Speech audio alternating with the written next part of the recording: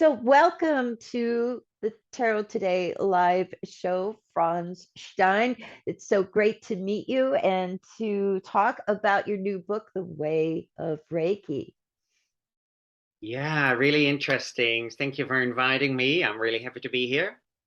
So, so many of us, I think, listeners to the show, viewers of our channel and stuff, they're really familiar with Reiki, but in a more mainstream sort of way. And that's not even to say that Reiki's really become quite mainstream yet. But they're familiar with your work if they're familiar with Reiki, right? That's the way I look at it. It's like, this is, for us in the West, this is the source. This is the source. Yeah. One of my, and because we also have a cardomancy community, tarot community that listens to the show, this is one of my most treasured possessions. Oh, wow. Yeah, nice. Yeah, and I've gone to a lot of Reiki circles, with friends, and I always pull this out like, look, you can look at the treasure. So it's just why, because I feel like you've said so much about Reiki. Why another book, and where did this come from? Where do you think it came from?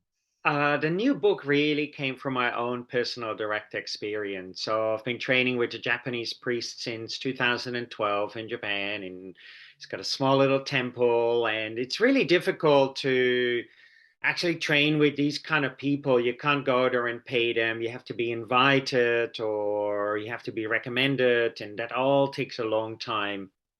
So yeah, through working with him, lots of things changed for me and the perceptions changed. And so therefore felt this new book was really coming out of my own. I'm not like a writer and I go like, now I'm going to write a book and it's going to have this in it. It's kind of percolating within myself, and then suddenly I go like boom, and then it comes out and that's it. That's inspired writing. That's the best kind. That's the very Uh, best kind. Yeah, for me, it definitely works that way. I'm not so good when someone says, "Oh, Franz, can you write an article about this?" And I go like, "Hmm." But yeah, it really needs to come from my own personal direct experience. And I hope people will feel that when they read The Way of Reiki, the Inner Teachings of Mikosui, when they can really feel that quality behind it, hopefully.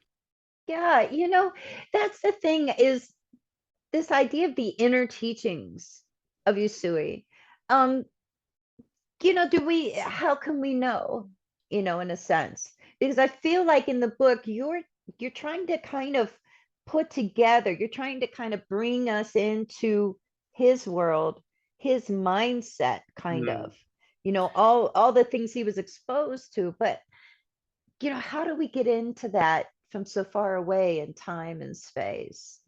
Yeah, ultimately we would never know, of course, whatever he might have taught, but the tools he left behind, when we look at those, and we go deeper into these tools, then we can see where he borrowed them from, and then what was the more traditional element of it, and then why then would he have used those tools in his system? And when you put it all together, and then not only that, but then when you actually apply those tools in a very specific ways, then we might have the direct experience. So it's like, of course, we can read a cookbook from someone in the 1800s, Mhm. but then we have to actually look at the recipe. Then we can see where they took maybe some of those ingredients around that time from. But then we have to cook it and eat it, and we have to do it again and eat it again. And that way we get a really direct experience of what Mikasu was trying to say. And ultimately for me, I always bring it back to the precepts. Just be kind and compassionate, and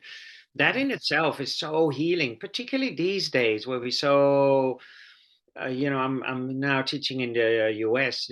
I hear so many people talking about this division, and it's really obvious these days. And we don't Yeah. really look at that much in Holland. So just be kind, I think, is already so much, so profound and so difficult as well. Yeah, and and wanted to ask you about the precepts as well, because I do feel like the way we learn Reiki, and I feel like, we meaning like the majority of people, maybe the big numbers. Okay. The big numbers of people seem to be learning Reiki online, maybe Yeah, on, teaching platforms like Udemy or Teachable or whatever, like not even, having their hands on anything but their computer, you know. And, I've done both, I've done in person and I've done that, and I also feel that in both ways, the precepts are minimalized. They're like at the beginning. And for me, it's always been like, wow, you know, I don't use the precepts and unless I am sure that I can hold to them for that day. I yeah, feel yeah. like it's a vow. And I feel like there's everything's within that. I feel like it's like if we can really not worry, not anger, to be kind, you Yeah, know, that would be amazing, right? that's We would live hard. in a whole different world. We would live in a whole different world. Yeah. We would. I wish more of these teachings, and more people would focus on the precepts because it's so profound, and I Yeah. always say it's not so much about feeling energy. That's quite easy. You just stick your finger in a PowerPoint. And seeing some colors and lights is also easy. You hit yourself with a metal bar on the head, and if you hit hard enough, you probably see the white light. So that's great, easy done. But actually, to live that life of being kind and compassionate, and then also a kindness, compassion, what doesn't change according to circumstances, and not say, "Oh yeah, but I'm really compassionate," and then it's, yeah, but you're only compassionate to this and not to that. So it's like changing constantly. And for Yeah. me, this is really what, if we really look closely at the system of Reiki, that was really what Mikasu was trying to teach. Yeah. Hands-on healing was a very small part of that. So, yeah, I really explore that in the way of Reiki in the teachings of Mikasu in my new book, really exploring this in a Yeah. more deeper way, because I think this is so much needed. Hands-on healing ultimately is our birthright, right? When we fall over, we put our hands on our knee, or when our kid falls over, we put our hands on them. We do it naturally.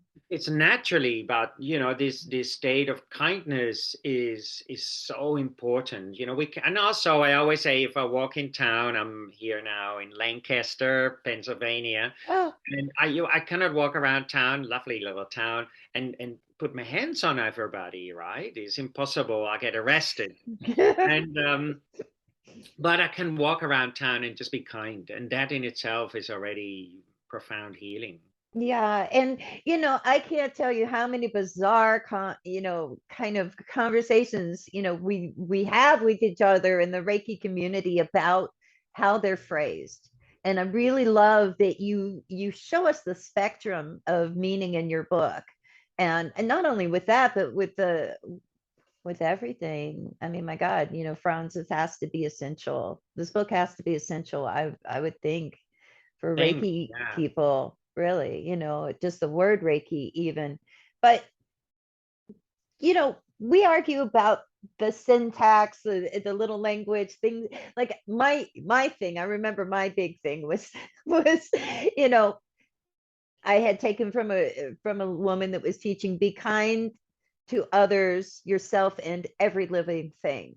Yeah. And I'm like, okay, I'm drawing the line here. Okay. Because if there is an ant biting me right on the hand and I'm allergic to ant bites, I'm not going to be kind to it.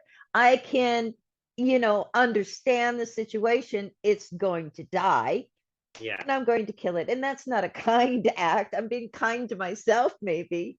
But, you know, what's important about these things? What's important about the words? Well, that therefore, ultimately, we can read a book. It's like, again, I like this comparison. Like, if I'm hungry, I can read a cookbook, Yeah. but it doesn't still my hunger. And I can contemplate about the cookbook and the recipe, but again, it doesn't still my hunger. I have to implement it. I have to cook it. I have to make it. I have to eat it. And that Yeah. is ultimately also with the system of Reiki. If they're just dry words, what we repeat as a little parrot, then it doesn't make any sense. So therefore, when we look again at the system of Reiki, there were very specific meditation practices. There were symbols and mantras to go within yourself to really purify, heal yourself from these attachments, this worry, anxiety, anger, fear, etc., Yeah. so that we can lay bare this great bright light of love and compassion, what is unchangeable. And yeah, therefore, I think when we look at the system of Reiki, now we say Reiki and we think about hands-on healing, but when we look at the Mhm. system of Reiki as a whole, we see a whole path there to self-awakening ultimately. Do you think it's like a practice? It's like a daily practice. Do you think it's a spiritual practice? Oh, definitely. I see it as a way of life. I don't even see it Mm. as something I do, say, before work and then I go and work, or my daily life and hang out with friends. For me, it needs to be integrated in all we do. And I think this is generally what we get confused with. Now we say, oh, Mm. I'm going to have yoga in the morning, and then I forget about the rest of your day. But the yogi or yogini, actually, the name implies living in this state of non-duality, and not necessarily doing an asana, but actually a daily life of being yoga. And it's the same with all of these other teachings. But now we've seen it so external from our daily life. And I think this is also why we find it very difficult to make progress in a lot of these spiritual practices, because we're not integrating it into our daily life. We see it very externalized of, with our friends or going to the bar or Yeah. whatever. Yeah. Mhm. Yeah, and that's a thing that I also wonder is like, what is, if you were starting out right now, and you just heard about Reiki, you know, what do you wish like had been your first step that maybe you would take now, that you would know now, like this is where I want to begin? Definitely the more internal uh, progress and process. Like when I first learned the system of Reiki, it was very external. I remember the guy actually who was teaching me. This was in Kathmandu, Nepal. He was smoking a joint Oh, while he was teaching me. It's fine, of course, but it was very externalized. You get the attunement, and then you just do hands-on healing on someone else. But then I was lucky because I met different healers in around Nepal, and I lived in Darjeeling for a year.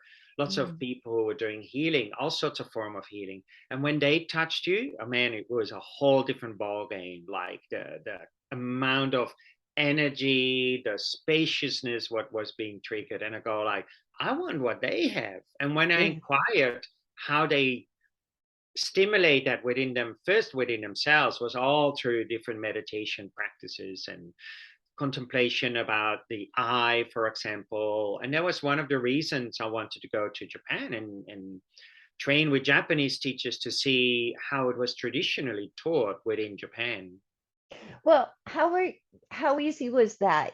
Because sometimes, we get the sense that because, we're coming from a different culture, a different thing, that, there's these secret practices that, outsiders can't, get into. How did it go? How did you work with that kind of cultural difference coming from a different background, and how were you accepted? Yeah, that's a tricky one. You know what is really interesting? My teacher, for example, when I asked them about the, like, because there is a practice what is called Mikyo, and Mikyo translated as secret teachings. And then they say it's not really secret. It's just that when you practice, you will rediscover it for yourself. And Mm. before you start to practice, it might look secret because we give you certain teachings and then you apply it for yourself. And then you realize it's been there all the time within your own self. And yeah, it's really tricky. I did train with Japanese Reiki teachers, quite a few, and then I still wasn't really satisfied what I was looking for myself. You know, we all have a different journey, and so I knew this Tendai Buddhist priest, and I'm not a Buddhist per se. I don't like all these labels. For me, just, you know, if we look Mhm. at our essence is not Buddhist. Our essence is also not Reiki. It has no label, right? It's just great, Yeah. bright light, luminosity. And so after I worked with this guy for about 10 years, and I said, look, you know, I really need to find someone very specific I was looking for. And he said, okay, now I know you're very dedicated with working with you for 10 years. I can introduce you to this priest, but yeah, remember, he's very eccentric. I said, I don't mind. I like those eccentric, quirky people because they, for me, it's easier for them to step out of that box, you know, when they're a little bit more eccentric. Yeah. Yeah. And And so he wrote me an introduction letter, and then this particular priest sent me like an email with I don't know how many questions what he wanted me to first answer before he took me on board. And wow. even now, if I would come, like the last time I went there, and I flew in from Australia. I'm living in Holland now, but at that time I was living in Australia. And so I went there, and I flew in, then with the train. Then he waits for me at the bus stop. And he opens the door of the car. I hop in. He kind of not even says hi, and he says, okay, show me first the practices we learned. And then, you know, I have to show him right there, right then in the car. Wow. And I definitely believe if I could not have done it without a piece of paper out of my head, out of my whole being, he would have probably stopped the car and said, opened the door and said, okay, I've taught you, but you haven't really implemented it. So you better go home. Wow. So it's a little bit like saying, like, again, as a chef, you know, or we train Yeah. someone, comes for training and say, okay, go and make this recipe. They go home, they make it once, and then 6 months later or a year later, this man comes to the chef again and said, show me. Well, I don't know how to cook it. You know, I need a recipe. Then it means they have not been practicing. Right. Right. No, and I can say this though, that kind of experience, that kind of opportunity to learn from that kind of teacher, seems so rare. Seems so rare, Yeah, I've you been know. very lucky in my life to meet at the right time the right teachers. In India, in Australia, I worked with a Taoist teacher for a long time. He was Chinese and brought up in China in a Taoist family from the age of 3 already practicing, you know. And Wow. so, yeah, I've been very fortunate also in Japan to meet of those teachers. How did you even get on this path? I mean, was there a spiritual experience? Was there an epiphany? How do you go from just regular guy to Reiki, you know, king, you know? Reiki. I've got live audience here. They're laughing here. Yeah, really? That's cute. But yeah, I was actually a party person. I loved partying, and I would go out 3, 4, 5 times a week, dancing and drinking, till it was about 30, and then we went to India, and I wasn't feeling that well at that time. I always had, from when I was a kid, a lot of lower back problems. They put me in Mhm. plaster, and they said, well, just keep taking painkillers and physiotherapy. We can't do anything about it. And when you grow older, it will only be worse. Jeez. And then also, I was, you know, through all of that and relationship, etc., I felt very unstable. So when I arrived in India, we went up to Ladakh. It's called Little Tibet, beautiful area in the Mhm. Himalayas, like absolutely stunning.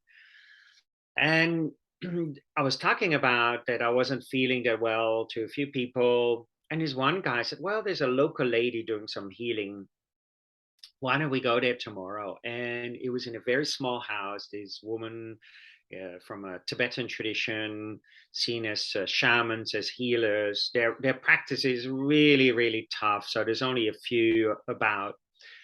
And she was chanting in the corner. We all had to sit. The room was packed with local people, and we were 4 or 5 foreigners, and we had to sit at the back. And we told we could not participate, but we could watch. And so one by one, this woman is calling people forward. She touches them, does something, says something all in a language I don't understand. And it's kind of finished, and she's standing there, and suddenly she goes, "Oh, you one of the foreigners needs to come." And she points to me, and I get forward and I point towards my back where it hurts, and she touched me, and I'm gone. I don't know where I am. I feel so spacious. I'm crying. I feel the heat going from my crown to my toes like tremendously. And if you've told me it was 1 second or 1 day or 1 month, I would have believed you all of it, because it was in this very timeless space. And then I sat back and I go, what the hell just happened here? Right. And then the next day, not necessarily that I suddenly magically felt physically better or emotionally better, but all I wanted to do was buy books on spirituality. And that was very unusual for me. So I started to buy books on yoga, Ayurveda, Taoism, and one day I bought a Reiki book, and the rest is history. Wow. Wow. And kind of going back to your chef metaphor, your chef in Yeah. cooking, are you a good cook, by the way? Why is this special for No, you? not really. Actually, I would love to actually learn better cooking. I'm just a very basic cook, but I find these metaphors for me help me to really. I started work when I was 17. I didn't like school, so for me, I don't like all that intellectual stuff too much. Don't make it too difficult. Give me Right. simple metaphors, what I use in daily life. And this is also what I try to do in my class. And like I was just teaching here, and it's just so great to see when we keep it simple, when we keep it clean. It's so easy for myself. And I think it's also easier for other people to understand. Well, yeah. I often think that, if that's the point, is to be understood, and then it should be kind of simple to get Yeah. across, because otherwise it's just showing off. Wow. you know Good, good. Yeah. Look at my vocabulary. It's amazing. Yeah, I sometimes, people give me books. I would not often buy some books when and so I look through the book and I go like, man, I need a dictionary on the first page already. Like, and then to look up 6 words. I don't Yeah. even understand what How they're trying to enjoyable, say. right? How Yeah. enjoyable is that? And how much do this stays with us? But your book, you've got a lot of wonderful accolades and compliments from people, including John Cleese. Yeah, actually, I was asked What? to do a Explain. I was asked to do a session with John Cleese. Unfortunately, I couldn't make it due to COVID to the UK. I think he's fantastic, and I'm acquainted with a good friend of John, and so yeah, we chatted, and so I said, "Oh, would John like to write something for my book?" And he said, "Well, John normally doesn't do it," and he said, "Actually, I'm with John right now." So, and so when we were chatting, Perfect. he said, "Okay, but he's willing to just write a little thing about Reiki." I said, "Oh, that's great. Better something than nothing, of course." And so Brilliant. we're still trying to each time. For example, in LA, then John is away. I was just in LA and we tried to meet up, but it didn't work. So maybe one day. Yeah, I hope so. I've interviewed him. I hope you get to meet him Oh, in nice. person. But Yeah. no, I saw that and I'm like, okay, hold the phone. Hold the phone. This isn't, I don't see that in a Reiki book, you No, know. but I think for me also, what I try to do in my classes as well, for me is I like humor, I like playfulness, I like having fun, and Yeah. for me, spirituality is not just sitting there being holier than whole. And like sometimes and don't get me wrong, sometimes I see people teaching and it's always very kind of spiritual voice is being put on as like an act. And then I think, wow, I mean, if I would do this, that would not be me. That would be just some acting. And then Yeah. I would be tired at the end of the day. So yeah, I always like to have my, like, we laughed so much in the last few days, and I don't care. It's just for me, because it's spirituality is laughter, is interwoven in life, is playfulness, is sexuality, is enjoying life to its fullest. Yeah, no, I agree with that. I mean, laughter to me is so connected to joy. How is Yeah, that not spiritual? I mean, what's more spiritual than joy? I don't well, know. absolutely. Yeah. You know. But you know, um, one thing that I wanted to ask you is if you could share with us, you know, people that so many people out there are, into Reiki. They either are getting Reiki treatments or they're learning Reiki. They're doing it in a group session or they're doing it one-on-one. There's just so many different, and distance healing Yeah. with crystals. And then there's angel Reiki. And then there's, the holy fire Reiki, I mean, my goodness. Smurf Reiki. No, I'm just kidding. I mean, but really, every kind of Reiki, unicorn Reiki, Yeah. I mean, what can you tell people about this? What do we need to know? What's the one thing if we just want some Reiki? What Well, flavor? yeah, I mean, I always bring it back to just be kind. If that healing can trigger that we feel a little bit less angry in our life, that we feel a little bit less worried in our life, that we feel a little bit more grateful in our life, that we can be a little bit more true to our way in our being, and a little bit more compassion to our life, that is great. And I don't see it. Sometimes you read it too, like, oh, this energy is more powerful. Mm, Then I go, wow, man, this is just, about competition. This is less powerful. This is more powerful. And ultimately is not that great bright light. Your essence is love. It's not competition. It's actually the opposite. So we have to be very careful with those kind of elements also, that we don't get mm, sidetracked. And also it's not about necessarily seeing energy or reading auras. And don't get me wrong, it's nice, but sometimes that can also be counterproductive. I meet many people and they say, "Oh yeah, but I can read energy," and then it becomes almost an ego trip, and yeah, then that compassion is gone, the kindness is gone. It becomes really like boosting our ego. And therefore I love the precepts because they are such a good guideline for our daily life, and yeah, it's the opposite about being egoistic or trying to be, oh, look at me, I can do this, I see this or do that, or I can feel energy.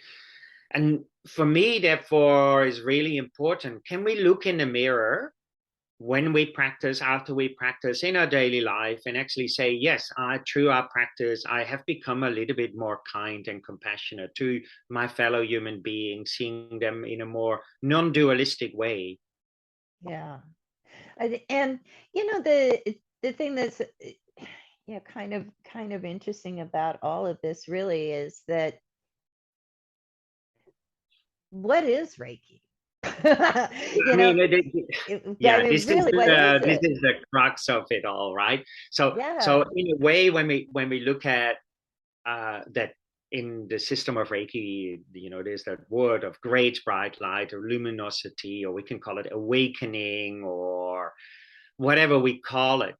Ultimately, that space of our true nature is not Tibetan, is not Japanese, is not Dutch or American, is neither called this or that, is wide open. All these things are just labels we've put upon it ourselves to give it some structure. So the structure of the system of Reiki is hands-on healing, working with certain meditation practices, symbols and mantras, the precepts and Reiju or attunement initiation. And it's the same, the practice of yoga is asanas, mantrayana, etc. But the quality, what arises from that, is not yoga, is not Reiki, is not. This is why I like the Taoist phrase. If you can name the Tao, it's not a Tao, because we cannot name it. Ultimately, we cannot stick a label on it, because as soon as we stick a label on it, we already stuck to something, and then Well, then we might say, oh, Taoism is better than yoga, is better than Reiki, or Reiki is better than this. And then we're already away from this path. So for me, Right. is don't try to stick labels on it. Ultimately, be completely free. Yeah. And, does Reiki come to a person without, that hasn't been trained in Reiki? Because what I'm thinking of, like, you know, can we look at it this way, that this inner, I don't even want to call it this energy. I'm already labeling Well, it. I don't know energy, how to do this. great, yeah, This great bright light, you know, yeah. how far away is that from any of us? I mean, really. And But isn't learning Reiki learning how to work with it? I yeah, mean, you that's it. know. I think often in the beginning, a lot of people see it as something very, very far away, and then through practice, we realize it's right smack bang here, right now, in your own being. It's not something outside of yourself. But if we start sometimes and we say, oh, look at your inner light, a lot of people say, inner light, I've been in the dark for 20 years. What the hell are you Mhm. talking about? So in the beginning, we see it quite external, but yeah, ultimately, I always say, I mean, if you think about the universe or universal energy, Mhm. then I say, what do you need to do to practice or to touch it? And ultimately, we don't have to do anything to touch it because we're being touched by it 24 hours a day, right? Inside Yeah. and outside. So ultimately, that healing ability is there with us 24 hours a day, except we feel so disconnected from it. Like now, even I was just saying that in the class, I said, we say, oh, I'm going to walk in nature, but we are nature. We don't have to walk in nature, but we feel so far removed from it that we say, oh, I'm going to walk in nature. We completely forgot that we are actually nature, what Yeah. is actually quite ridiculous, right? So therefore, Yeah. we feel so disconnected from this universal energy, and then we say, okay, now I'm doing a practice, and now I'm in it, and now I go to work, and now I'm out of it. But we can never step out of the universe, right? Right. It's not that now we're in the universe, and now at work, and I'm outside of it. But therefore, Yeah. the possibility for healing is always there, 24 hours a day, and that's what we have to realize. Well, what do you think of the idea of intention? Because a lot of people talk about that, it's like, okay, Mm. Reiki's only going to work if you use it with the right intention. If you're intending and you're focused on your intention and you never stop focusing on your I mean, it's really hard. It's really hard, yeah. I mean, like I see it a bit like this. Of course, intention is not enough. The other day, someone was talking about it, and it's okay. If that's all we need, then let's just sit here and intend all that we get pizza. Maybe it's not going to do anything, right? It's a bit of a Yeah. lazy practice, and so intention coupled to action that will give a certain reaction. And I see it also if our mind is a little bit all over the place, like a choppy sea, like with lots of waves, Yeah. and I throw something in it, say this bottle, then there's no ripple effect because the waves are really stopping that ripple effect. So, what are these waves? Our insecurity, our worries, our anger, our fears, our attachment, our needs and wants where we hold on so tightly. But Yeah. if our mind, through practice, if we really quieten our mind like a very calm lake, and then I drop this in it, then the ripple effect is very, very different. I was the other day, I was in Sardinia, beautiful island, Ooh. and the sea is just, I was 7 a.m. in the morning, it was just so calm, there was no ripple, and I jumped in, and this friend of mine took a photo, and there was this massive amazing clear ripple effect taking place. I didn't see it while I jumped in because I was busy jumping, but it was just such a great shot, and it really made me again think about when our mind is really clear, so no attachment, no worries, no fear, then the intention coupled with an action, right? Because I can intend that there are a ripple effect appears on the lake, but nothing really happens. I need to perform an action.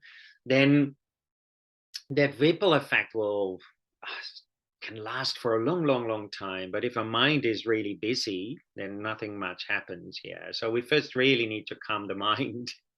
Yeah, it'd be great to be in our right minds. No, Wouldn't it? absolutely. I think we're all now, no, definitely not in our No, right. not there.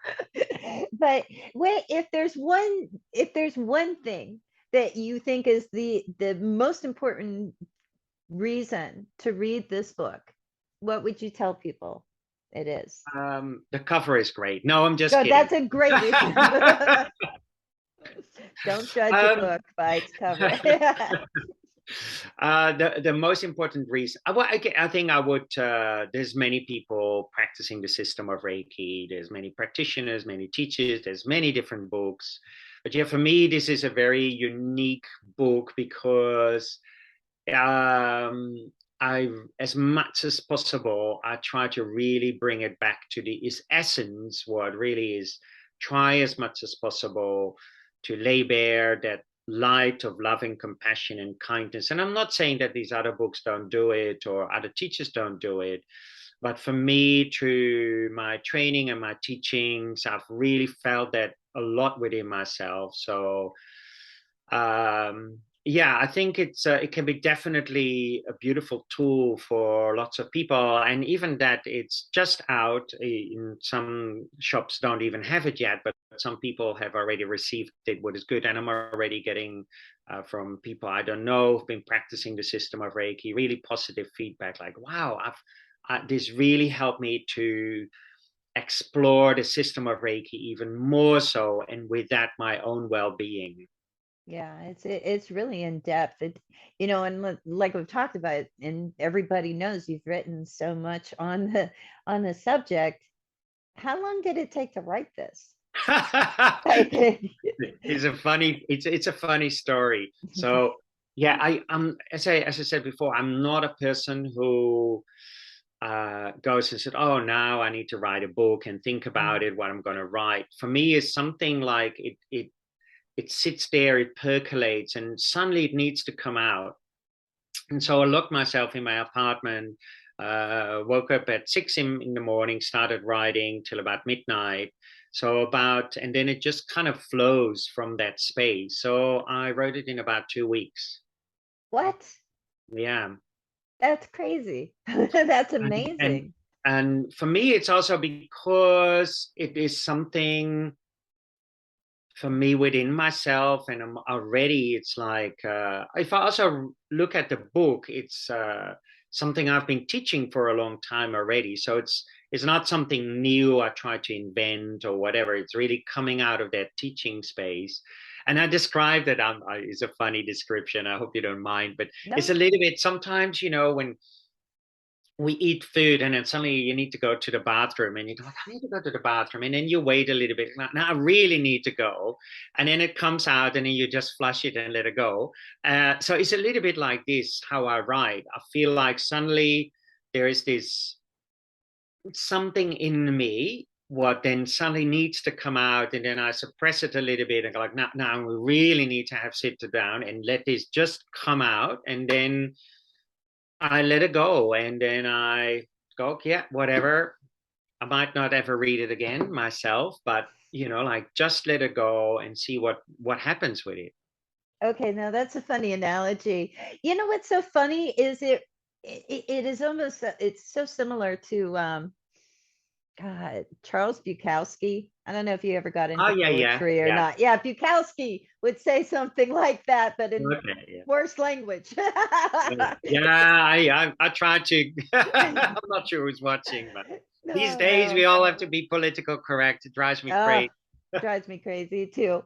But yeah, so the book, The Way of Reiki, the inner teachings of Miss Mikao Sui. Mikao Sui. I wanted to say Misao Kukui, I'm like so That's all mixed up this morning. it's all good. Was that, did you have to learn Japanese to study with these Japanese masters? No, I'm very fortunate that this particular teacher, his own teacher was unfortunately passed away, but was very, very famous in Japan, was kind of seen as the Dalai Lama of Japan. And Uh, so his teacher had lots of foreign Catholic priest, Christian priest, Jesuit priest, all sorts of spiritual teachers from India. And so my teacher, therefore, was often, for example, he was sent to India as a, how do you call that? Like his Like a teacher couldn't go, llama? so he had to go there and speak at big conferences, and so his English is reasonable good. So yeah, Wow, that's fantastic. But so the book is out now ish. yeah, yeah. It Now is is out yeah, now ish. It's going to be out soon when people, it'll be out when people are watching this interview. And available on Amazon and at other book stores, book absolutely. retailers. And Yeah, thank you so much for taking the time to share with us, your journey, your insights, and just your wonderful bright light energy. thank you. Thanks for inviting me, and yeah, fantastic. Thank you so much. All right, bye bye. Bye And bye.